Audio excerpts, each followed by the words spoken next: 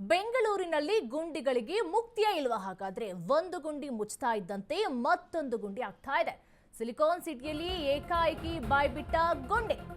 ಬೆಂಗಳೂರಿನಲ್ಲಿ ಗುಂಡಿಗಳಿಗೆ ಮುಕ್ತಿನೇ ಇಲ್ವಾ? ಹಾಗಾದ್ರೆ ಒಂದು ಗುಂಡಿ ಮುಚ್ತಾ ಇದ್ದಂತೆ ಮತ್ತೊಂದು ಗುಂಡಿ ರೆಡಿ ಆಗ್ತಾ ಇದೆ. ಸಿಲಿಕಾನ್ ಸಿಟಿಯಲ್ಲಿ ಏಕಾಏಕಿ ಬಾಯ್ಬಿಟ್ಟ ಭೂಮಿ. ಬೆಳ್ಳಂಬೆಳಗ್ಗೆ ರಸ್ತೆ ಕುಸಿತಗೊಂಡಿದೆ. ಬೃಹತ್ ಗಾತ್ರದ ಗುಂಡಿ ಉಂಟಾಗಿದೆ. ವಯಾಲಿ ಕಾವಲ್ನ ಮುಖ್ಯ ರಸ್ತೆಯಲ್ಲಿ ಈ ಘಟನೆ ನಡೆದಿರುವಂತದ್ದು. ಗುಂಡಿಯ ಬಗ್ಗೆ ಅಶ್ವವೇಗ ನ್ಯೂಸ್ ಸುದ್ದಿ ಪ್ರಸಾರವನ್ನ ಮಾಡಿತ್ತು. ತಾತ್ಕಾಲಿಕವಾಗಿ ಗುಂಡಿ ಮುಚ್ಚಿದ ಜಿಬಿಎ ಅಧಿಕಾರಿಗಳು.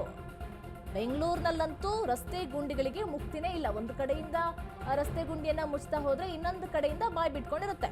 ಸಿಲಿಕಾನ್ ಸಿಟಿಯಲ್ಲಿ ಏಕಾಏಕಿ ಬಾಯ್ ಬಿಟ್ಟ ಭೂಮಿ. ಬೆಳ್ಳಂಬೆಳಗ್ಗೆ ರಸ್ತೆ ಕುಸಿತಗೊಂಡು ಬೃಹತ್ ಗಾತ್ರದ ಗುಂಡಿ ಕೂಡ ಉಂಟಾಗಿದೆ. ಒಂದು ಗುಂಡಿ ಮುಚ್ತಾ ಇದ್ದಂತೆ ಮತ್ತೊಂದು ಗುಂಡಿ ಶುರುವಾಗುತ್ತೆ. ಸಿಲಿಕಾನ್ ಸಿಟಿಯಲ್ಲಿ ಏಕಾಏಕಿ ಬಾಯ್ಬಿಟ್ಟ ಭೂಮಿ. ಎಷ್ಟೇ ಕೋಟಿ ಕೋಟಿ ಖರ್ಚು ಮಾಡಿದ್ರೂ ಕೂಡ ಈ ಬೆಂಗಳೂರಿನಲ್ಲಿ ಗುಂಡಿಗಳಿಗೆ ಮುಕ್ತಿ ಹಾಡಲು ಸಾಧ್ಯನೇ ಇಲ್ಲ. ವೈಯಾಲಿ ಕಾವಲ್ನ ಮುಖ್ಯ ರಸ್ತೆಯಲ್ಲಿ ಈ ಘಟನೆ ನಡೆದಿರುವಂತದ್ದು. ಗುಂಡಿಯ ಬಗ್ಗೆ ಅಶ್ವವೇಗ ನ್ಯೂಸ್ ಸುದ್ದಿಯನ್ನು ಪ್ರಸಾರ ಮಾಡಿತ್ತು. ತಾತ್ಕಾಲಿಕವಾಗಿ ಗುಂಡಿಯನ್ನ ಮುಚ್ಚಿದ್ದಾರೆ ಅಲ್ಲಿನ ಜಿಬಿಎ ಅಧಿಕಾರಿಗಳು. ಒಟ್ಟಿನಲ್ಲಿ ಗುಂಡಿಗಳಿಗೆ ಮುಕ್ತಿ ಹಾಡೋದಕ್ಕೆ ಸಾಧ್ಯನೇ ಇಲ್ಲ. ನೀವು ದೃಶ್ಯಾವಳಿಯಲ್ಲಿ ಗಮನಿಸ್ತಾ ಇರಬಹುದು ಹೇಗೆ ಕುಸಿದು ಹೋಗಿದೆ ಅಂತ ಹೇಳಿ. ಹಾಗಾದ್ರೆ ಅದೆಲ್ಲ ಕಳಪೆ ಕಾಮಗಾರಿನ ಅಥವಾ ನಿರ್ಲಕ್ಷ್ಯವನ್ನ ತೋರ್ತಾ ಇದ್ದಾರಾ?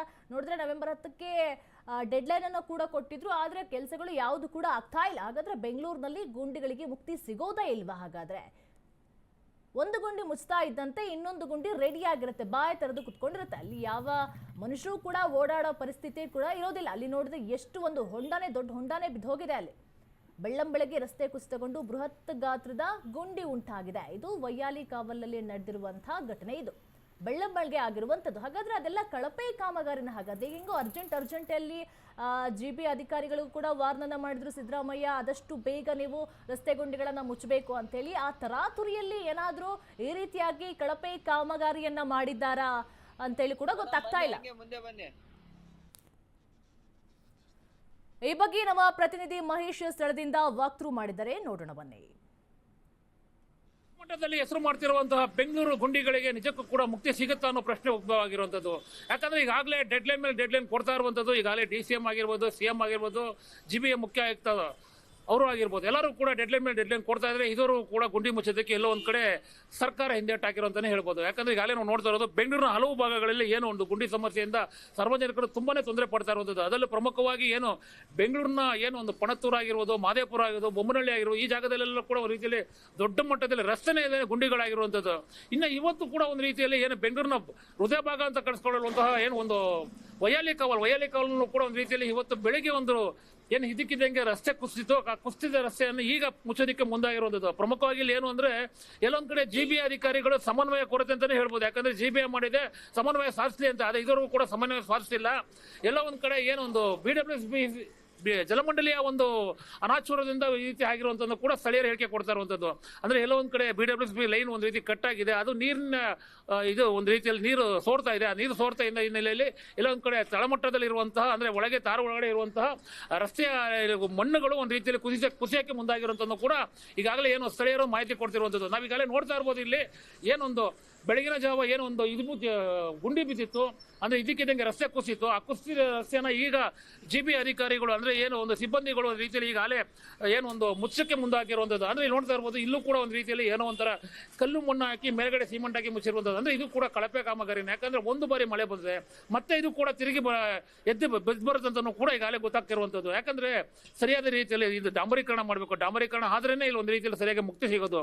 ಯಾಕಂದ್ರೆ ಇಲ್ಲೇ ಕೇವಲ ಕೂಗಳಿತ ದೂರದಲ್ಲಿ ಏನು ಒಂದು RR ನಗರದ ಶಾಸಕರಾದ ಮುನರತ್ನ ಮನೆ ಕೂಡ ಇದೆ.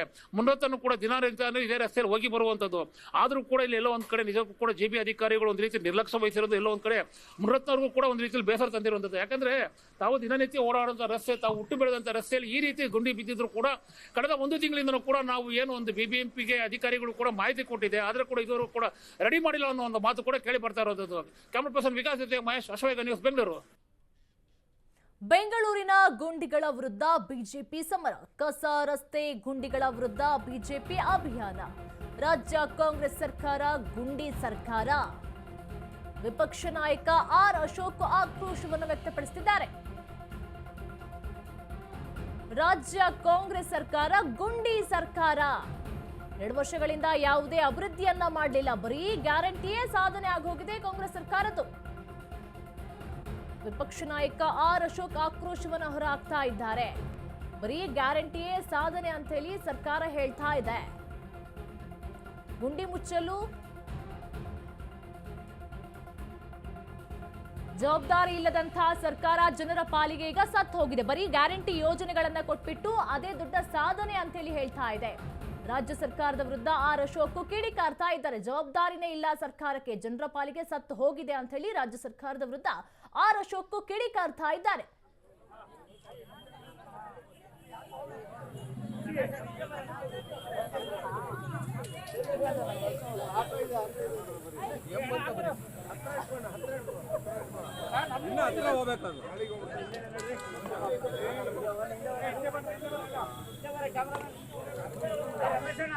ಬೆಂಗಳೂರಿಗೆ ಯಾವುದೇ ಅನುದಾನ ಬಿಡುಗಡೆ ಮಾಡದೆ, ರಾಜ್ಯದಲ್ಲಿರುವಂತಹ ರಸ್ತೆಗಳಿಗೆ ಯಾವುದೇ ಅನುದಾನಗಳನ್ನು ಬಿಡುಗಡೆ ಮಾಡದೆ ಈಗ ಏಕಾಏಕಿ ಗುಂಡಿಗಳನ್ನು ಮುಚ್ಚಿದ್ದೀವಿ ಅಂತ ಹೇಳಿ ಸುಮಾರು 1800 ಕೋಟಿ ರೂಪಾಯಿನೋ ಖರ್ಚು ಮಾಡಿದ್ದೀನಿ ಅಂತ ಹೇಳ್ತಾ ಇದ್ದಾರೆ.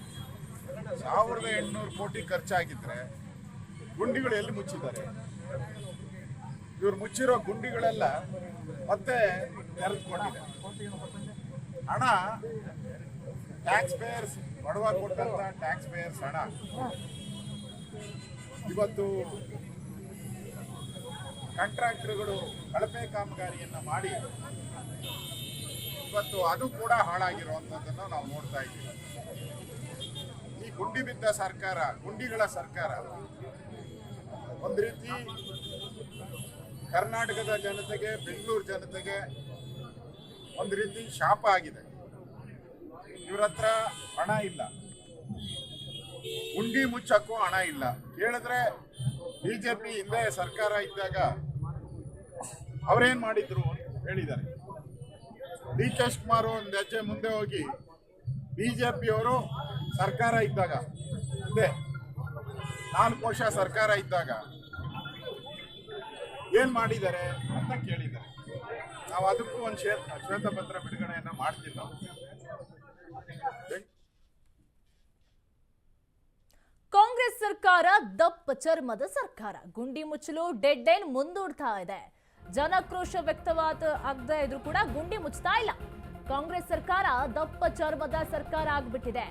ಗುಂಡಿ ಮುಚ್ಚೋದಕ್ಕೆ ಡೆಡ್ ಲೈನ್ ಕೊಟ್ಟಿದ್ರು ಕೂಡ ಅದನ್ನ ಮುಂದೂಡಲಾಗ್ತಾ ಇದೆ.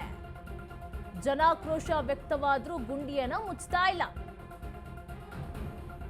ಗಾರ್ಡನ್ ಸಿಟಿಯನ್ನ ಗುಂಡಿಗಳ ನಗರವಾಗಿದೆ, ಆದ್ರೆ ಗುಂಡಿ ಮುಚ್ಚುವಂತ ಕೆಲಸವನ್ನ ಮಾತ್ರ ಮಾಡ್ತಾ ಇಲ್ಲ. ಸರ್ಕಾರ ಬೆಂಗಳೂರಿನ ಮಾನವನ್ನ ಹರಾಜು ಮಾಡ್ತಾ ಇದೆ.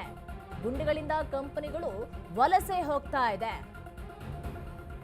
ರಾಜ್ಯ ಸರ್ಕಾರದ ವಿರುದ್ಧ ಬಿಜೆಪಿ ಆಕ್ರೋಶವನ್ನ ವ್ಯಕ್ತಪಡಿಸುತ್ತಿದೆ. ಕಾಂಗ್ರೆಸ್ ಸರ್ಕಾರದ ವಿರುದ್ಧ, ಗ್ಯಾರಂಟಿ ಯೋಜನೆಗಳ ವಿರುದ್ಧ ಬಿಜೆಪಿಗರು ಸಮರವನ್ನ ಸಾರ್ತಾ ಇದ್ದಾರೆ. ಡಿಕೆಶಿ ಅವರೇ ಗುಂಡಿ ಮುಚ್ಚಲು ಎಷ್ಟು ದಿನ ಬೇಕು ಅಂತ ಹೇಳಿ ಬಿಜೆಪಿಗರು ಆಕ್ರೋಶವನ್ನ ವ್ಯಕ್ತಪಡಿಸ್ತಾ ಇದ್ದಾರೆ. ಹಾಗಾದ್ರೆ ಕಾಂಗ್ರೆಸ್ ಸರ್ಕಾರದ ದಪ್ಪ ಚರ್ಮ ಆಗಿ ಹೋಯ್ತಾ? ಗುಂಡಿ ಮುಚ್ಚೋದಕ್ಕೆ ಡೆಡ್ ಲೈನ್ ಕೊಟ್ಟಿದ್ರು ಸಹ ಡೆಡ್ ಲೈನ್ಗೆ ಗುಂಡಿ ಮುಚ್ಚುವಂತ ಕೆಲಸ ಆಗ್ತಾ ಇಲ್ಲ, ಬಿಟ್ರೆ ಅದನ್ನ ಮುಂದೂಡುವಂತ ಕೆಲಸಗಳೇ ಆಗ್ತಾ ಇದೆ. ಕೋಟಿ ಕೋಟಿ ಹಣವನ್ನ ಖರ್ಚು ಮಾಡಿದ್ರು ಕೂಡ ಬೆಂಗಳೂರಿನಲ್ಲಿ ಗುಂಡಿಗಳಿಗೆ ಮುಕ್ತಿ ಹಾಡಲು ಸಾಧ್ಯವೇ ಇಲ್ಲ. ಜನಾಕ್ರೋಶ ವ್ಯಕ್ತವಾದ್ರೂ ಕೂಡ ಯಾವುದೇ ಕೆಲಸವನ್ನ ಮಾಡಲಾಗ್ತಾ ಇಲ್ಲ. ಅದನ್ನ ಬಿಟ್ಟು ಬೇರೆ ಬೇರೆ ಯೋಜನೆಗಳಿಗೆ ಕೋಟಿ ಕೋಟಿ ಹಣವನ್ನ ಹೂಡಿಕೆ ಮಾಡಲು ಹೊರಟಿದ್ದಾರೆ. ಈಗ ಗ್ಯಾರಂಟಿ ಸರ್ಕಾರದಿಂದ ಸರ್ಕಾರದ ಖಜಾನೆ ಖಾಲಿ ಆದ್ರೂ ಕೂಡ ಬೇರೆದಕ್ಕೋಸ್ಕರ ಹಣವನ್ನ ಖರ್ಚು ಮಾಡ್ತಾ ಇದ್ದಾರೆ. ಆದ್ರೆ ಬೆಂಗಳೂರಿನಲ್ಲಿ ಇರುವಂತಹ ಗುಂಡಿಗಳನ್ನ ಮುಚ್ಚೋದಕ್ಕೆ ಅವ್ರ ಕೈಲಿ ಆಗ್ತಾ ಇಲ್ಲ. ಬೆಂಗಳೂರಿನ ಮಾನವನ್ನ ಹರಾಜು ಮಾಡ್ತಾ ಇದ್ದಾರೆ ಅಂತ ಹೇಳಿ ಬಿಜೆಪಿಗರು ಆಕ್ರೋಶವನ್ನು ವ್ಯಕ್ತಪಡಿಸುತ್ತಿದ್ದಾರೆ.